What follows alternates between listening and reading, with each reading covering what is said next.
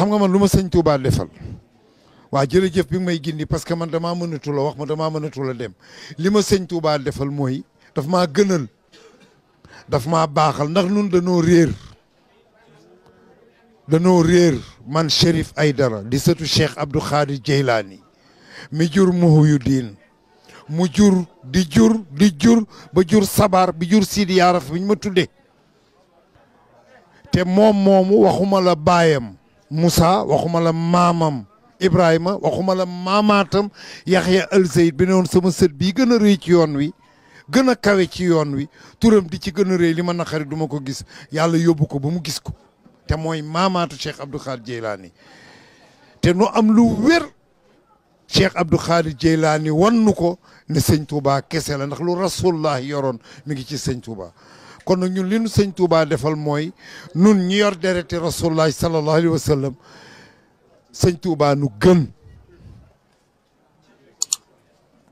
du ma waxuma waxi ku daanu de dama ni li ko dale ci Faatumatu Zahra doomam Assane Sibti mi ñu jaare ndax dañoo rey Ousseynou ak Assane fële mi jur Assane Moussana mu jur Ibrahima mu yéeg ba ci jawut Jafar Tayaar Imam Radi Waseyni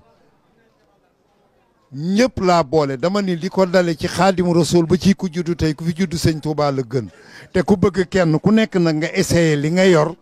nga woote fenn fu ci nekk na xeet bu ne dajaloo tarixa bu ne dajaloo man damay certifié damay garanti waxuma guddi bëccëg laa wax